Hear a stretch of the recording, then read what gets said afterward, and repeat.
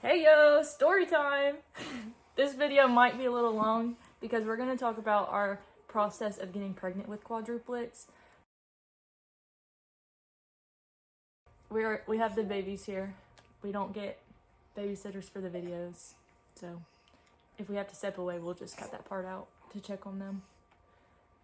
So I went for my annual checkup at the OB, and I kind of just expressed my concerns because we weren't like fully committed to trying, but we weren't preventing because we were like, if it happens, then it happens, like, okay. So I kind of just expressed how long we had been doing that.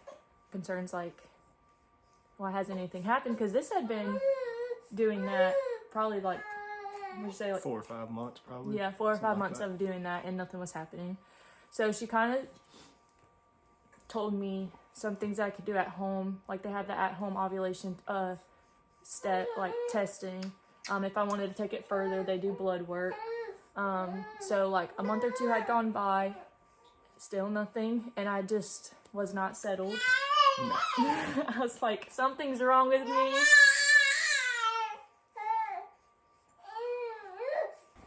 To be continued.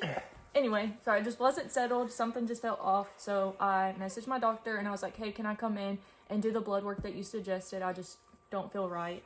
So I went in for the blood work. The levels were not showing, indicating that I was ovulating. So she told me to continue the at-home testing, and if I weren't seeing results at home, come back in the next month for another round of blood work. Fast forward, we did 2 more months of blood work testing. And then the conversation came in where she suggested doing Clomid. If you're not familiar with Clomid, it is it's a pill or drug given to women who are trying to get pregnant, and it assists them in ovulation, or it assists them in the timing of ovulation. So she prescribed me that. The week that I went to go pick it up, my levels had spiked in the ovulation kit at home, but it wasn't like in the time frame that it was supposed to be. And if you're familiar with ovulation, it's supposed to be like level, and then you have a spike, and then it comes back down and goes back level. Mine was like this, or it was like this. So when I showed her that those levels, what? It's like a roller coaster. Yes. Yeah. So when I showed her those results, Clomid also assists in the timing of ovulation because you can't be fertilized unless it's on a certain day of your cycle. So I learned a bunch a of lot. stuff we don't really understand fully. I learned a lot in this process. Anyway, so I had to wait for my next cycle, which put us in January, and I started the Clomid. Do you want to talk about that from your perspective? I didn't really think nothing of it. We read the side effects. Yeah, and that was one thing concerning because it was the tubal pregnancies, which is dangerous to me. To her, and that was kind of my biggest concern was her. Turner had to join the show, so if you see us looking down, it's because I had to grab Turner. But continue. Your biggest concern was? Biggest concern was her and her well-being, and so it was just, I don't know, it was a lot just to think about that because it's something that we never really planned for. Which I don't think anybody really plans for. The difficulty of getting pregnant. A lot to process, but we came to the agreement, prayed about it, prayed over the medicine and the whole thing. That side effects besides all of it, we were at peace with it. Needing assistance to get pregnant, because that was a hard thing for me to swallow because she kind of blamed it on herself and thought it was her fault, and it wasn't. It's a natural thing, and so that was a lot to kind of process and work through, but we did, and So January, we started the medicine. It's given to you, and you start it on like certain days of your cycle, and you do that. I went instantly into freaking out about taking the medicine because in my head, like, what if it wasn't God's plan for us to do this? Like, what if we take the medicine and we still don't have the outcome that we want because it wasn't his plan? But so that's when the power of prayer came in, and we prayed again, like you said, over the medicine, over just if it was his plan, that we have a peace of mind at doing it. So that's what happened. Let's fast forward to the part where we had to go back for blood work after you took the medicine, because once they give you the medicine, they want you to come back for the blood work to make sure that you ovulated and the medicine did what it was supposed to do. So, Yeah, you could. So I went for the blood work, and it takes like maybe a day or two for the blood work to get onto the app to where I can see it. And at this point, I had already been 4 or 5 times, so I was familiar with what I was supposed to be looking for. So I saw the results, and then she had called me instantly after and was like, hey, I noticed that it's not showing ovulation. I wasn't getting positive pregnancy tests at home quite yet. So that's what we're getting to in this story. So she went ahead and prescribed me the second round of Clomid, which they suggest, like, with the issues that I was having with getting pregnant, it usually doesn't work until the 3rd round. Because she was on the lowest possible dosage of the medicine. So we were going to take it up a notch and go to the next dose, because it wasn't showing you my blood work again that I was ovulating. So so instantly we thought, okay, you're not pregnant. It didn't work this time. Yeah. So we went about life. We're like, okay, we got to do it again. Like, let's do it. So I go to work. I was a teacher. So I go to work, and I worked with kindergartners, and I just was not on my A game that day. I didn't feel right. My stomach was just, and I had already told myself no more pregnancy tests, because you take so many of them. Going crazy. You take so many of them, you get negative after negative after negative, and it just starts taking a mental toll. So we agreed, no more pregnancy tests. Pretty sure we just didn't have any more here. Like, I refused to have any at home because I was driving myself. I went on a hunting trip. We just kind of stopped. We stopped thinking about it. I was gone for about 3 days on a hunting trip, and really just kind of stopped thinking about it. We just kind of turned it over to God, and we're just kind of like, you know what? We're just gonna just kind of do and see what happens. He actually didn't even know I took a test. Nope. Because we agreed we weren't going to do that. So I something just fell off. So I stopped at our local Dollar General and grabbed a test. And I was like, okay, I'm not telling anybody I'm taking this test. Nobody knew I was taking it. So I came home and I took the test. And I actually have a video. And I can clip it right here really quick. And you can just watch my reaction. I don't think that it's going to be positive, but it doesn't hurt to video just in case.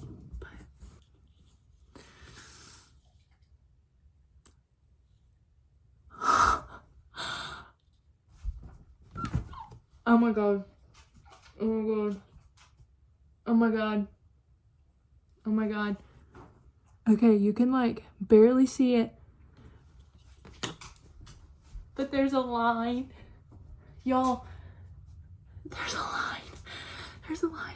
He came home from work and I was like, I can't wait to tell him, because we had been trying, so I wasn't going to be able to keep it from him. So I'll put that clip in here.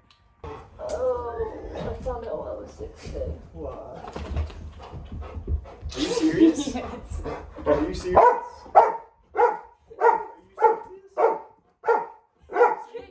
Hush, hush. Let me see. You can see it's still early, but it's definitely there.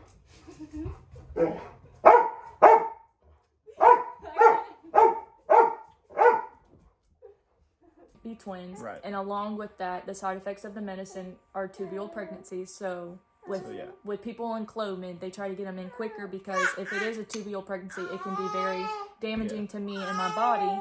Right. So we got in at 4 weeks. We went to the doctor. 6 weeks. Oh, 6 weeks. Sorry, 6 weeks. Yeah, we got in at 6 weeks. Thank you for fixing it. And usually it's 8 weeks. You talk about the ultrasound. My biggest fear going into the ultrasound, I think that's most people's fear, is that there's not going to be a heartbeat and you're going to have a miscarriage. And that was there were so many things in our life that was like going right at the time. So the way my mind works and the way I just kind of think of things is like, man, there's so many things going right. Like, something's got to go wrong. Something's got to. And so that was my biggest fear, was this is going to be the thing that goes wrong. Right here. So what he's talking about with going right is, we were told that I was going to be having difficulties getting pregnant. They found a solution to that. We get pregnant. So now he's thinking, no way it's going to be this good. Like, we were told that we were going to have a problem. Yeah. We found a fix to the problem, and now here we are. Yeah. Yeah. So we go into the ultrasound, and I've never been in an ultrasound room before. First experience. I've seen them because I have a lot of siblings, Yeah, which we'll talk about she's that on another video. a pro at all this. So the whole process was new to me. The only thing that I wasn't prepared for was because I was so early on, they couldn't do the belly one. Yeah, that was. So they had to do a different type, which I'm not gonna talk about. But anyways, we get in and they start the ultrasound, and instantly you see the picture of what, and like I said, I don't know what I'm looking at, so I'm just kind of like, Megan instantly looks at me and like with this look on her face, because I'm like laying on the table and he's sitting behind me, and I'm like, she's like, she knows, and he's just sitting there like something's different. And I'm just kind of looking at her like, here like, for baby, support. like, look at the baby, like this is awesome. And I remember going through it, and you see the ultrasound tech, she's like dropping the she kept on, which I could tell what she was doing. Remember, it was the embryo, because if you go on like the chart, they insert the number of embryos that they find inside of you, and remember, it couldn't even go to 4. We maxed it out. Yeah, so she had to put in 3. So go to what you were saying. Yeah. So she started with A. She put in A, put in the heartbeat, and I remember she moved to B, and I'm kind of like thinking. She wasn't saying anything. She wasn't saying anything. She would not say a word. Most quiet appointment that I've ever been to. Like, and I guess it's because she was in shell shock, because we saw the A, heartbeat, and moved on to B, and so I'm thinking, okay, she's taking different pictures, and she's like time stamping it, like, okay, this was the heartbeat at this time, and we go to B, and this was the heartbeat at this time. That's Walker. Yeah, he said that it was. And I was already freaking out about that because. So she gets to C, and he so seriously looks at the doctor and says, the ultrasound tech, and says, so that's 2, right? And I'm like, babe, there's 4. Because at this point she was already moving to D. Yeah. And I was like, but then like going back and like reminiscing on it, I was like, A, B, C. Like that's automatically the 3rd letter of the alphabet. And he's so set on twins that he just was like, okay, there's only 2. And then so she says that, and the ultrasound tech hadn't said a word the entire time, but when Megan says, that's 4, she kind of stops, looks at us, and says, yeah, there's 4. Because we had asked prior, whenever she did the drop down and put the number in, we had already asked like, well, how many are there? Yeah. And she was like, we'll get to that at the end. Yeah. So she says, yeah, there's 4, and instantly I'm just like, if I could have jumped out the window at that time, because she stepped out and was like, I'm gonna go show these to the doctor, make sure I did everything that I needed to get, because it was like all the pictures. We were just looking at it like, and I just kept on saying like, no freaking way. Like I could just say no freaking way. Like this is actually happening. Like I just kept on giggling, and he was like, he was freaking out. I was freaked out instantly. My mind went to the financial side of things. So I'm in. Brandon, I just kept saying that's 4 babies. Yeah, that's 4. Came back in after she went and checked the ultrasound with the doctors, and she was like, "Oh, you'll have an appointment with your doctor. Just head up there. I'll give him a call." Mm-hmm. We're still in shock, and we're like, "Okay." So I'm pretty sure we're just like daydreaming all the way upstairs. So I wouldn't call it daydreaming, but it was crazy. A lot. So we get upstairs. Yeah, and they bring us right in. We didn't even have to sit down. And if you're familiar with any type of doctor's appointments, you usually have to wait at least a little bit. No, my doctor. I mean, they already had the nurses had the doors open. Yeah. Everybody was like, "Oh, there she is, there she is." And I remember it was our doctor and then a couple others, and they were just kind of like laughing and giggling, like, "Oh my gosh, like this is crazy." And I remember just thinking like, why are y'all laughing? And I asked the doctor, I was like, what did you do to her? Like, how did this happen? And I remember she looked at me and she's like, that, the dosage that you were on, the numbers that I was showing. Yeah, that, cause I instantly I hate to say blame, cause I mean, now that they're here, it's hard to talk about this so much, but in this moment, I was like I said, they were just giggling and so excited, and like I said, my mind was just going all over the place. So I was like, how can y'all be excited or happy? Like this is just a crazy thing. Like I said, that's kind of hard to really say right now because we cannot imagine it going any different now. But in that moment, it was a lot to process. Yeah. So we're gonna stop the video here. The next video will be us telling our families and how they reacted. So if you want to watch that video, make sure you're subscribed to the channel. I'm going to put all of our accounts that we have in the description below. So go like all of those, follow all of those pages. Thank you so much for supporting us and our family. We would love to share more with you. So subscribe, turn on the bell icon. Anything else?